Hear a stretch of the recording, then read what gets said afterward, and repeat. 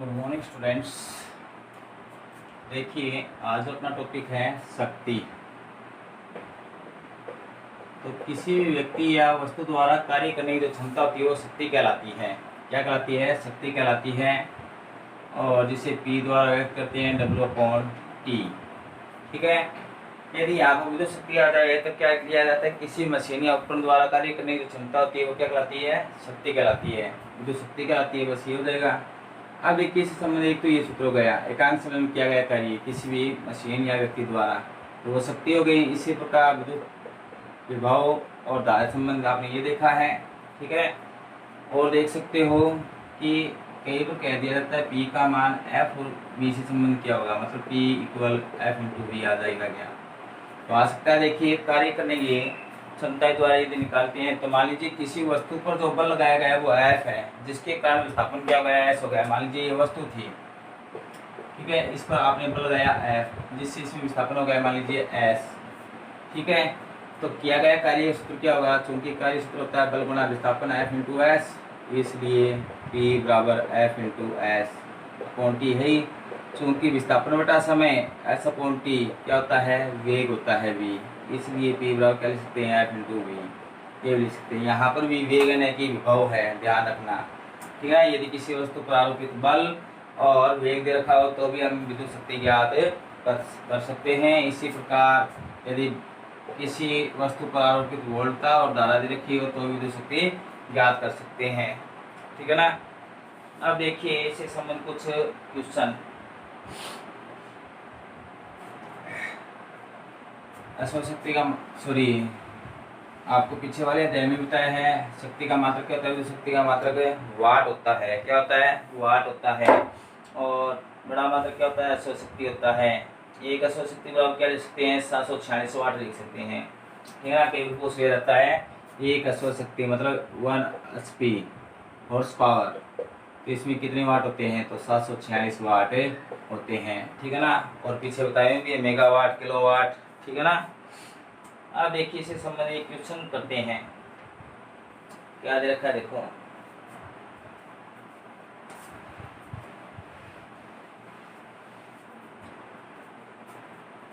एक क्वेश्चन दिया हुआ है। एक 60 kg का व्यक्ति,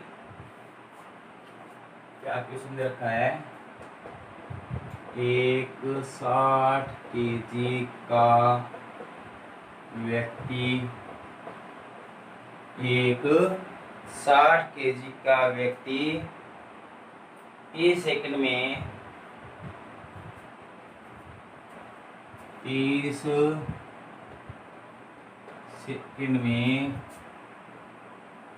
5 मीटर ऊंचाई तक जाता है। 5 मीटर ऊंचाई तक जाता है।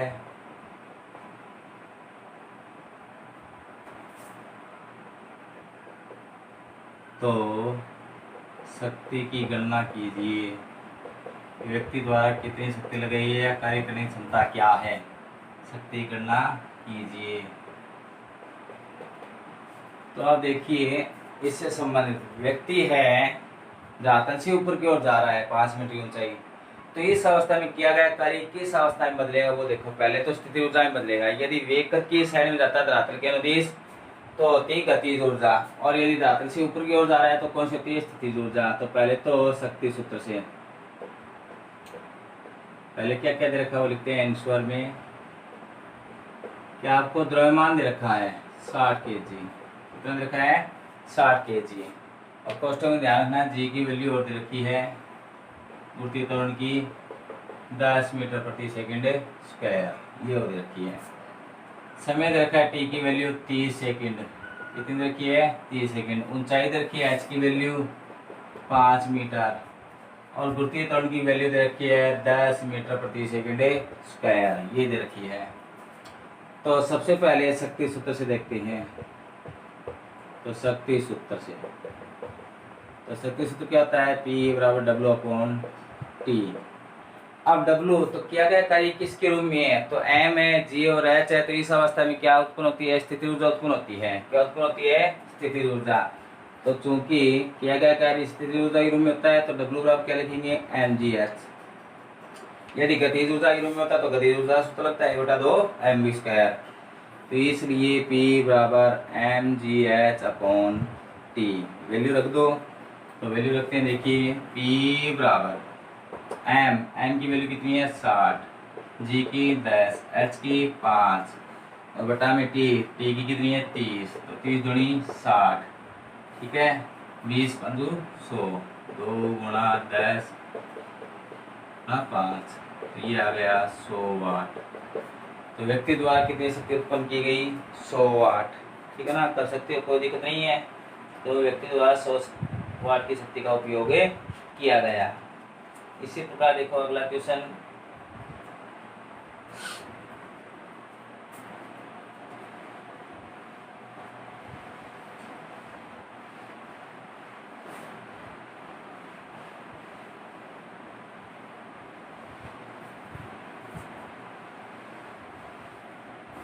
अगला क्वेश्चन क्या रखा है, 1 लिफ्ट 5 मिनट में 300 मीटर ऊंचाई तक पहुंच जाती है। अगला क्वेश्चन दे रखा है, एक लिफ्ट 5 मिनट में 300 मीटर की ऊंचाई तक 300 मीटर की ऊंचाई तक पहुंच जाती है।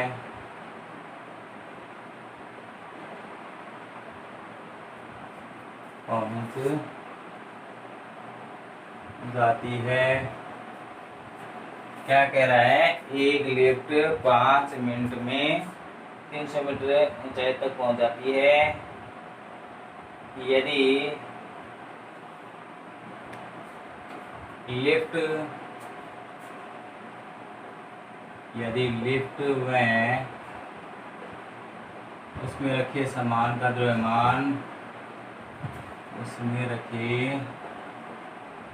सामान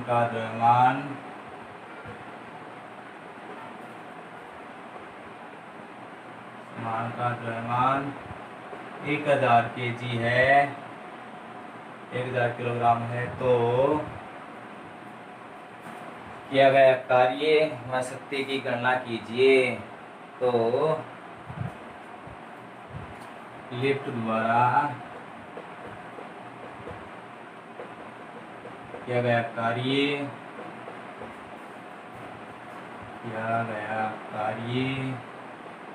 व शक्ति की गणना कीजिए।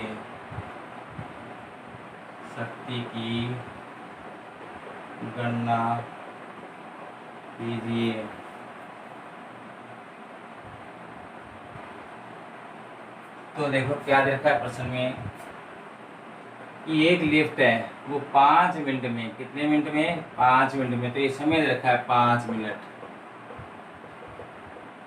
तो पहले तो इसको सेकंड में बदलो, यदि समय मिनट में दिया हुआ घंटे में दिया हुआ तो उसको सदैव किस में बदलना है, सेकंड में बदलना है, ठीक है ना। किस में बदलोगे, सेकंड में। तो देखिए क्या लिखेंगे, 1 मिनट में कितने सेकंड होती है 60, तो 5 × 60 तो 300 सेकंड आ गई या नहीं आ गई। तो समय तो 300 सेकंड आ गया, ठीक है। ये कह रहा है 300 मीटर ऊंचाई तक, तो h की वैल्यू दे रखी है, किसकी वैल्यू दे रखी है, h की, कितनी 300 मीटर, ठीक है। फिर कह रहा है कि यदि लिफ्ट और उसमें रखे सामान का द्रव्यमान भार, द्रव्यमान रखा है 1000 kg, तो n की वैल्यू हो गई, द्रव्यमान को m द्वारा व्यक्त करते हैं।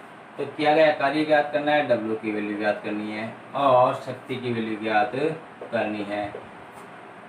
तो अभी मैंने आपको बताया था पीछे वाले क्वेश्चन में कि यदि कोई वस्तु ऊपर की ओर जा रही है या धरातल की ओर आ रही है, अर्थात धरातल से ऊंचाई पर निर्भर कर रही हो, तो किया गया कार्य किसके रूप में संचित होता है, स्थितिज ऊर्जा के रूप में संचित होता है।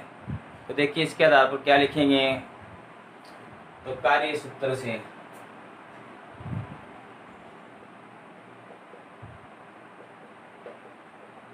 तो कार्य किसके रूप में संचित हो रहा है, स्थिति ऊर्जा के रूप में हो रहा है। चूंकि U बराबर हम क्या लिखते हैं, mgh लिखते हैं, स्थिति ऊर्जा ये होती है, इसलिए क्या लिखेंगे, W बराबर mgh। किया गया कार्य इसके रूप में संचित हो रहा है, तो W बराबर m की वैल्यू कितनी है 1000, G की वैल्यू 10, ध्रुवीय त्वरण की वैल्यू आप कितने मान लेना 10, ठीक है। यदि क्वेश्चन में नहीं दे रखी है तो भी 10 मान सकते हो, कोई दिक्कत नहीं है। और यहाँ पर लिख लेना कोष्टक में 10 दे रखी है, ठीक है ना। यहाँ पर लिख लेना जी की वैल्यू कितनी दे रखी है, 10 मीटर प्रति सेकंड स्क्वायर दे रखी है, ठीक है ना। तो देखिए जी की वैल्यू रख दी, एच की वैल्यू कितनी है 300, तो डब्ल्यू बराबर,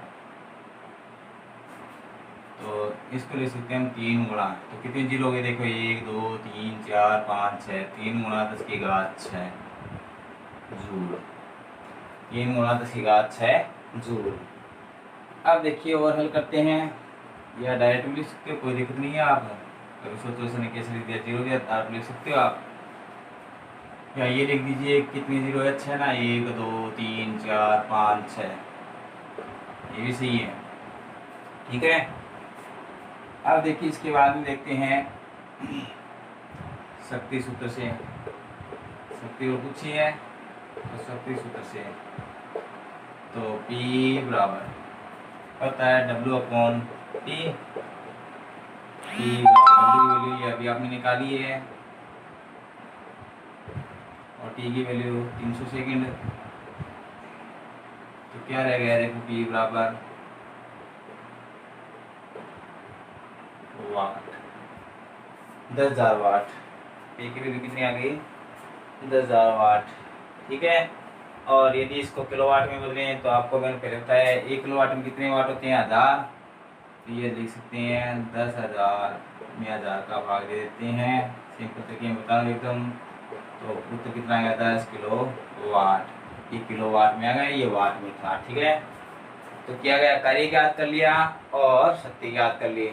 महत्वपूर्ण यहाँ पर ये है कि किया गया कार्य किस ऊर्जा में बदल रहा है, गतिज ऊर्जा में बदल रहा है या स्थिति ऊर्जा में, वो ध्यान रखने योग्य बात है, ध्यान रखना, ठीक है ना। यदि धरातल से ऊंचाई दे दी जाए तो किया गया कार्य सदैव स्थिति ऊर्जा के रूप में बदलता है, और यदि वेग दे दिया जाए तो किया गया कार्य सदैव गतिज ऊर्जा के रूप में संचित होता है, ठीक है ना। अब देखिए इसी संबंध अगला क्वेश्चन देखते हैं।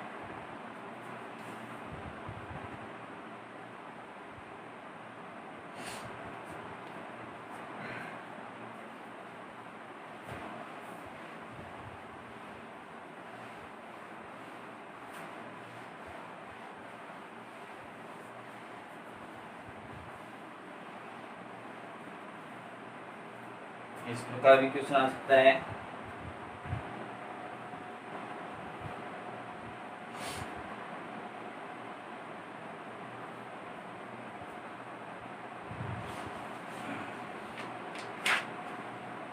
देखिए अगला क्वेश्चन देखते हैं।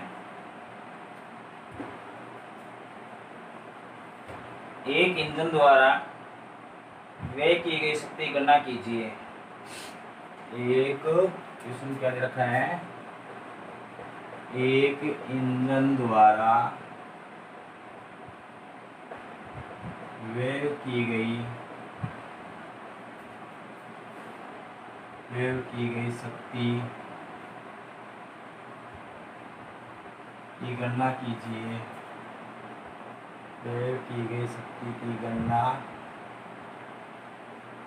कीजिए। ये एक इंजन है, उसके द्वारा व्यय की गई शक्ति की गणना करनी है, जो 200 केजी द्रव्यमान को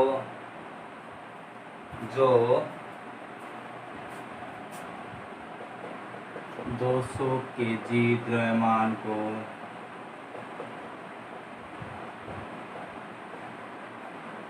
200 केजी द्रव्यमान को 50 मीटर ऊंचाई तक 50 मीटर ऊंचाई तक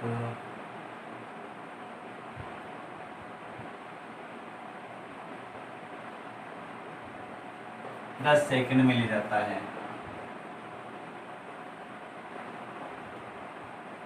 10 सेकंड में ले जाता है। चीज वो की वही है, सिर्फ क्वेश्चन घूम कर आया है कि एक इंजन द्वारा व्यय की गई शक्ति की गणना करनी है, तो 200 केजी द्रव्यमान को 50 मीटर ऊंचाई तक 10 सेकंड में ले जाता है। तो आपको इससे संबंधित शक्ति ज्ञात करनी है, और कोष्टक में दिया हुआ है गुरुत्वीय त्वरण की वैल्यू। जैसे जी की वैल्यू आ जाए तो पता हो जाना चाहिए, ऊंचाई दे दी जाए तो क्या गया कार्य किसके रूप में बदलेगा, स्थिति ऊर्जा के रूप में। आंसर पहले लिखते हैं क्या दे रखा है। शक्ति की गणना करनी है, पी की वैल्यू ज्ञात करनी है। एम दे रखा है, कितना दे रखा है 200 kg दे रखा है। द्रव्यमान कितनी ऊंचाई तक ले जाया गया है 50 मीटर की, तो एच हो गया 50 मीटर। कितने सेकंड तक 10 सेकंड में, तो टी बराबर 10 सेकंड। ठीक है, गुरुत्वीय त्वरण की वैल्यू दे रखी है, जी की वैल्यू कितनी दे रखी है 10 मीटर प्रति सेकंड स्क्वायर। कोई दिक्कत नहीं है। तो शक्ति की गणना करनी है, तो शक्ति सूत्र से, तो P बराबर क्या लिखते हैं W/T। अब क्या गया कार्य किसके रूप में संचित हो रहा है, गतिज ऊर्जा के रूप में या स्थितिज ऊर्जा के रूप में। तो ऊंचाई आ गई तो मैंने बताया था किसके रूप में होगा, U के रूप में था, स्थितिज ऊर्जा के रूप में। और स्थितिज ऊर्जा सूत्र क्या होता है mgh, U की वैल्यू क्या होती है mgh, इसलिए P बराबर क्या लिख सकते हैं mgh/T। ठीक है, वैल्यू रखो जो भी दे रखी आपको। तो P बराबर m की वैल्यू 200, G की वैल्यू 10, H की वैल्यू कितनी रखी है 50। ठीक है, और T की वैल्यू कितनी है 10 सेकंड, तो 10 से 10 कैंसिल। P बराबर 5 दूनी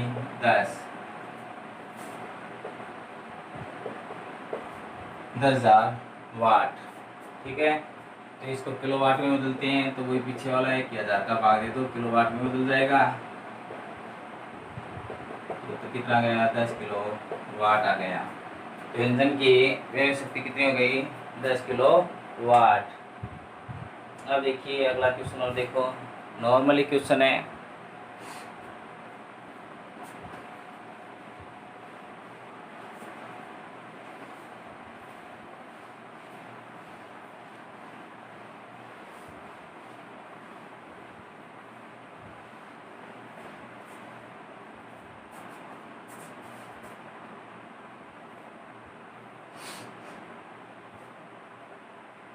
क्या कह रहा है देखो, 2 मीटर प्रति सेकंड के वेग से चल रहे 40 kg द्रव्यमान पर। एक क्वेश्चन दे रखा है 2 मीटर प्रति सेकंड वेग से, 2 मीटर प्रति सेकंड वेग से चल रहे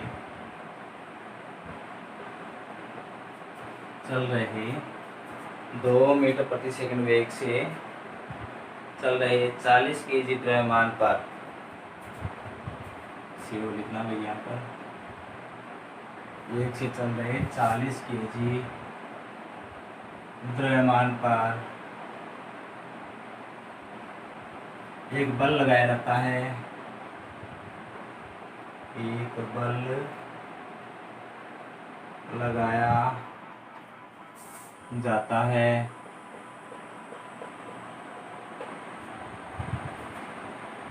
कि 2 मीटर प्रति सेकंड वेग से चल रहे 40 kg द्रव्यमान पर एक बल लगाया जाता है जिससे उसका वेग बढ़कर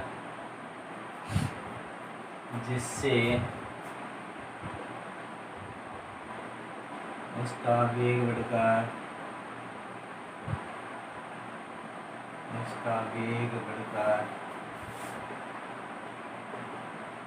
5 मीटर प्रति सेकंड हो जाता है, 5 मीटर प्रति सेकंड हो जाता है। तो क्या गया कार्य ज्ञात कीजिए, तो क्या गया कार्य ज्ञात कीजिए। तो क्या कह रहा है प्रश्न में देखो, 2 मीटर प्रति सेकंड वेग से चल रहे 40 kg द्रव्यमान पर एक बल लगाया जाता है जिससे उसका वेग बढ़कर कितना हो जाता है 5 मीटर प्रति सेकंड वेग हो जाता है। तो क्या गया कार्य ज्ञात करना है, तो कार्य इसमें कार्य पीछे वाले में था। अब देखिए क्या पता चलेगा कौन सा सूत्र लगेगा। तो आंसर में पहले क्या दे रखा है, 2 वेग दे रखे हैं कि इस वेग से चल रहा है और बल लगाने पर वेग ये हो जाता है 5 मीटर प्रति सेकंड। तो एक तो प्रारंभिक वेग दे रखा है u की वैल्यू 2 मीटर प्रति सेकंड, एक अंतिम वेग दे रखा है 5 मीटर प्रति सेकंड, कोई दिक्कत नहीं है। द्रव्यमान दे रखा है m की वैल्यू 40 kg और क्या पूछ रहा है, किया गया कार्य ज्ञात कीजिए। तो अब आपको ध्यान में आना चाहिए कि किया गया कार्य कैसे आएगा। स्थिर ऊर्जा में नहीं है, एक गतिज ऊर्जा के अंतराल में, अर्थात कार्य ऊर्जा परिमेय करवाई थी मैंने आपको, उसकी सहायता से निकलेगा। तो कार्य ऊर्जा परिमेय से, कार्य ऊर्जा परिमेय, तो क्या थी कार्य ऊर्जा परिमेय? किए गए कार्य, जो गतिज ऊर्जा जो अंतराल होता है वो किए गए कार्य की तुल्य होता है। तो W बराबर 1/2 mv² माइनस 1/2 mu², ये थी या नहीं थी? थी ना। इसके आधार पर ये देखते हैं तो W बराबर 1/2 m कॉमन ले सकते हैं, तो क्या रह गया? v² माइनस u², ये रह गया। तो W बराबर 1/2 m, m की वैल्यू कितनी है? 40, v अंतिम वेग 5, तो 5 की स्क्वायर माइनस u 2 की स्क्वायर, और हल करते हैं, ये 20 को कट गया।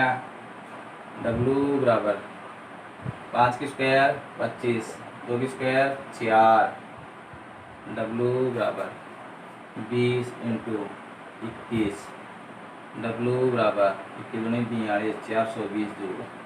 तो किया गया कार्य कितना गया? 420 जूल। तो इसमें पता होना चाहिए, प्रारंभिक वेग दे दिया और अंतिम वेग दे दिया। तो किया गया कार्य किस में संचित हो गया? गतिज ऊर्जा के अंतराल में, ठीक है ना। तो अंतराल से संबंधित कार्य ऊर्जा परिमेय होती है। तो इस प्रकार हम क्या ज्ञात कर सकते हैं? यदि वेग दे रखा हो तो कार्य ऊर्जा परिमेय से कार्य ज्ञात किया जा सकता है। ठीक है, आज के लिए इतना काफ़ी है। नेक्स्ट क्लास में और न्यूमेरिकल करवाएंगे। Okay, good bye.